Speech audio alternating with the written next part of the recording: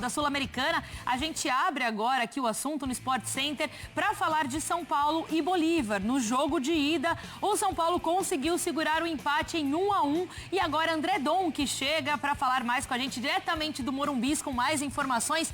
Donk, bom dia para você, seja bem-vindo. Obrigado, Nath. Bom dia para você, para Mari, para o Jailson, para você, fã de esporte. A gente pode olhar esse jogo, Nath, de diferentes aspectos.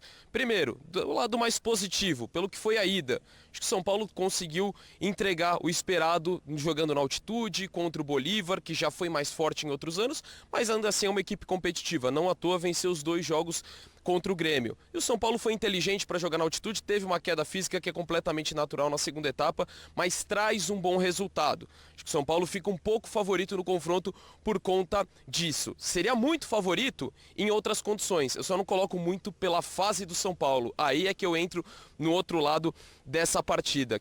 Uma vitória apenas nos últimos 15 jogos contra o Boston River. No Campeonato Brasileiro são 9 partidas sem vencer. Foi assim contra o Curitiba, um jogo que acabou sendo frustrante, até pela atuação. O São Paulo mais uma vez esteve abaixo e aí a gente vai poder até falar mais tarde, com mais calma, sobre diversos aspectos que têm caído no São Paulo, especialmente durante as partidas, né? No segundo tempo, o São Paulo tem sentido muito em relação ao desempenho, mas acho que hoje, muito mais de ficar pautando nos problemas, é tentar resolver a classificação de qualquer forma, né? Então o São Paulo tem condições, tem retorno importante, por exemplo o Arthur, que foi desfalque por 2 jogos, saiu no banco de reservas contra o Curitiba e pode ser uma das novidades na escalação em relação ao jogo de ida, até porque a proposta deve ser diferente, né? No jogo de ida, um time mais concentrado no meio de campo, sem pontas, então não buscando tanto velocidade que fazia sentido na altitude. Hoje vai ser diferente. E uma coisa que vai ser importante é a torcida lotar hoje no Morumbi, mais de 30 mil ingressos já vendidos, pelo menos no que foi informado ontem à noite, e a torcida tricolor vai ser importante para o São Paulo conseguir essa classificação, e mais do que a classificação e sonhar com o título, o quanto que isso animicamente pode impactar no Campeonato Brasileiro, porque o São Paulo já ficou a 4 pontos de se aproximar da zona de rebaixamento. Então hoje é pela classificação e pela sequência da temporada, Nath. Tá certo, Donk. Muito obrigada por todas as informações. Um ótimo trabalho para você. A gente se fala ainda aqui no Sport Center. E claro, a gente também tem os jogos de volta da competições que estão acontecendo.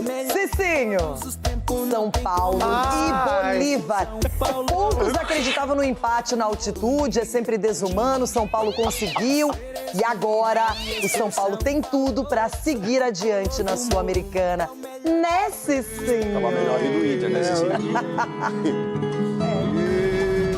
Vencer ou vencer. Essa é a exigência da principal torcida organizada do São Paulo para a partida desta terça contra o Bolívar pela Sul-Americana. Depois de mais um tropeço no Campeonato Brasileiro, o tricolor iniciou a semana sob pressão.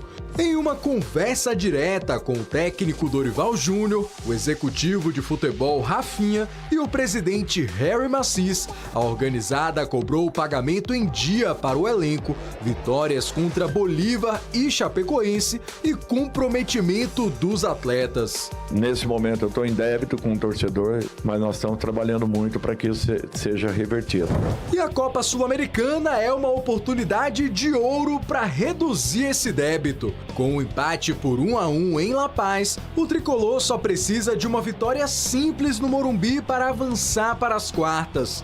E apesar da cobrança, a organizada prometeu apoio total durante a partida e convocou a torcida para encher o estádio mais uma vez. No empate de sábado contra o Curitiba, 44 mil marcaram presença, o maior público da rodada.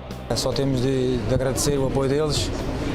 Se puderem continuar assim, vai ser muito bom para nós. Nós vamos continuar a trabalhar, a dar o nosso melhor para o próximo jogo podermos ganhar. Espero que terça-feira também eles nos apoiem para que a gente possa dar o nosso melhor junto com eles, eles nos identificando para a gente sair vitorioso e classificado. Agora o torcedor espera por mais uma grande noite internacional no Morumbi, com vitória tricolor. Algo que não acontece em um mata-mata há 2 anos. A última vez foi em 2024, quando o São Paulo ganhou do Nacional do Uruguai pelas 8ª da Libertadores. De lá pra cá são 2 empates e 1 derrota nos 3 jogos que o São Paulo disputou dentro de casa por mata-mata sul-americano. É a pior sequência do clube desde 2013. Nós temos que estar ali bem focado e sempre em busca de poder vencer para a classificação mais importante para nós. E vamos jogar junto com o nosso torcedor e vamos em busca dessa vitória para a gente poder seguir adiante na competição. E para essa decisão, o Dorival deve armar o time com Rafael no gol, a defesa com Lucas Ramon, Arboleda, Domingos Duarte e Wendel, Pablo Maia, Marcos Antônio e Newton ou Bobadilha no meio-campo. E no ataque, Caleri, Luciano e Arthur, que deve voltar ao time depois de se recuperar de dores na coxa. Força máxima do tricolor em busca de uma virada de chave. Eu acho que estamos no caminho certo e espero que continuem a confiar em nós, porque nós confiamos em nós e queremos dar a volta por cima. Tá aí, Cicinho, vamos falar um pouco mais sobre o São Paulo, uma prévia. O tricolor paulista deve levar a campo Rafael, Lucas Ramon, Arboleda, Domingos Duarte, Wendel na esquerda. No meio-campo, Pablo Maia, Marcos Antônio, Newton ou Bobadilha, Luciano, Arthur e Caleri. Essa é a escalação ideal para você?